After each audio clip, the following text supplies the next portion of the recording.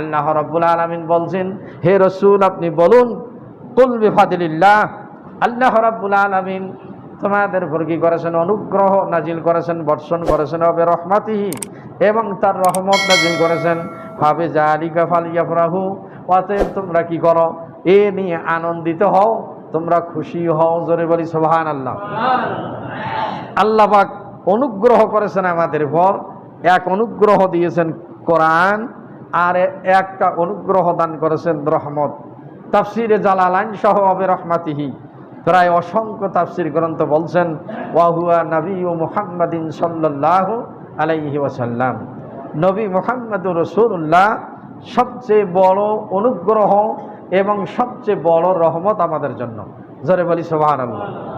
যেটা সূরা আম্বিয়ায় বলছেন আল্লাহ রাব্বুল আলামিন, ওয়া মা আরসালনাকা ইল্লা রাহমাতান লিল আলামিন, আমি আমার নবীকে সারা দুনিয়ার জন্য রহমত স্বরূপ প্রেরণ করেছি। সম্মানিত হাজরিন, সেই নবীর জীবন আদর্শ, তার আলোচনা, তার আদর্শ অনুসরণ অনুকরণ করা। তিনি শ্রেষ্ঠ নবী, তিনি অনুগ্রহকারী, তিনি রহমতের নবী, দয়াল নবী। আল্লাহ পাক তাকে কিতাব দিয়ে প্রেরণ করেছেন। এটা বিশ্বাস করা একটা, যেমন আমাদের ঈমানের আলোচনা হয়েছে, রসুলগণের প্রতি বিশ্বাস স্থাপন করা একটা ঈমানের শাখা। জোরে বলি সুবহানাল্লাহ। রসুলের উপর যদি আপনার ঈমানই না থাকে, তাহলে আপনার ঈমানদারই নন।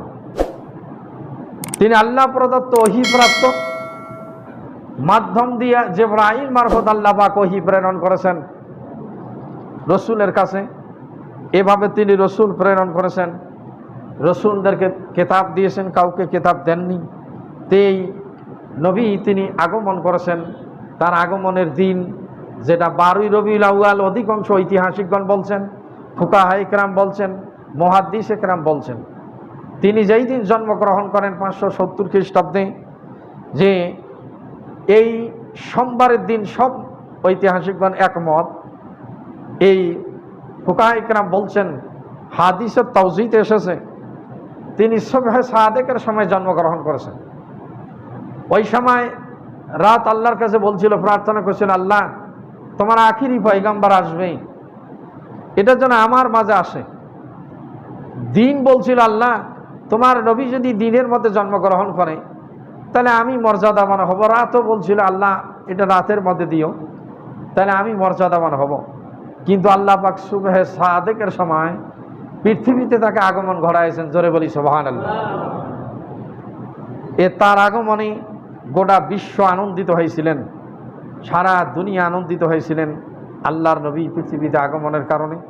এবং সেই নবী যে আল্লাহ পাক আমাদেরকে দিয়েছেন, সবচেয়ে বড় অনুগ্রহ করেছেন। আল্লাহ নিজে বলছেন, লাকাদ মান্নাল্লাহু মুমিনিন, যে আল্লাহ পাক এই আলাল মুমিনিন সবচেয়ে বড় অনুগ্রহ করেছেন আল্লাহ পাক মুমিনদের উপর। সেই নবীর আমরা উম্মত হইতে পেরেছি। জোরে বলি আলহামদুলিল্লাহ।